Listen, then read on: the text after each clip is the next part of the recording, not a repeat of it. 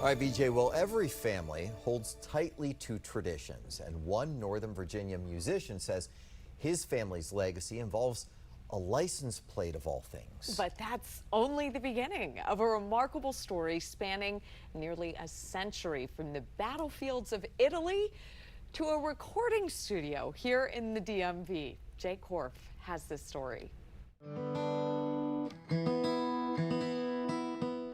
This song is called 1532.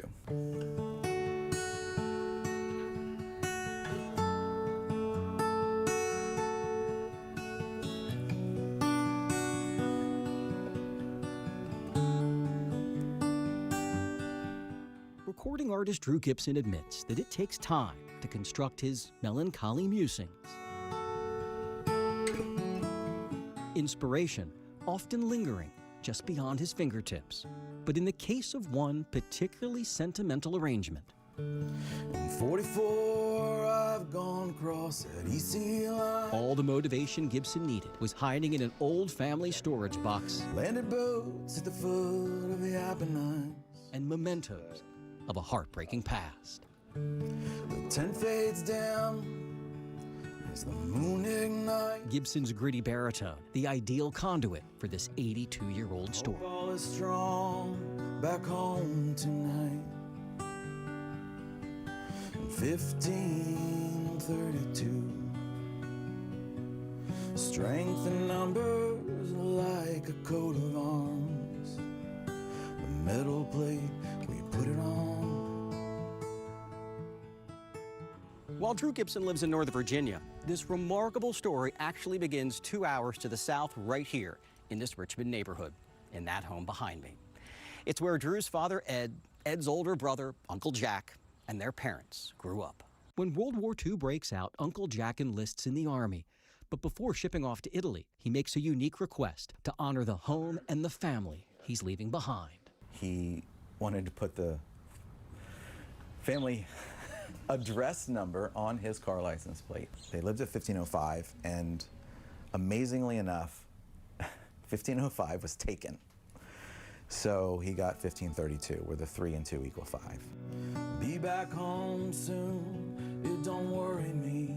He's not scared, he's not worried. He feels like he'll be home. Only a few months after Jack Gibson arrives in theater, he dies in a non-combat related vehicle accident. He was 26. 1532, amongst the lanes where the ridge rains blue, like I meant it to. Loved ones then vow the license plate will never leave the family, handing it down like a precious heirloom. John, Drew's grandfather, getting it first.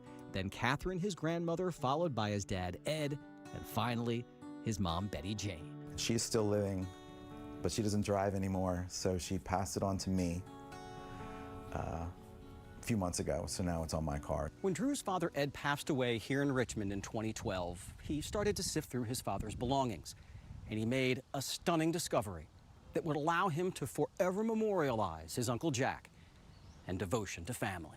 I found this box and opened it up, and there was these war letters from Uncle Jack. The war news is good as Paris is now in the hands of the French. The photos and letters showing a young man proud to serve his country, but ready to return home. There it is. That's the letter. Mm-hmm. Jack's last letter was written on the outside. The final note Jack wrote from Italy, arriving home just a few days after he died. Hope all of you are well. I'm feeling fine as usual. Lots of love, Jack. Drew Gibson realized that the only way that he knew how to grieve his father's death was to lean into his music. The contents of that old box, all he needed to pen 1532. 1532 moves on and tunnels through the granite years which we lose, fallen tears from which we choose. Writing a song was really the only way that I could see myself getting through it. I didn't realize how much I really loved my dad until after he passed away.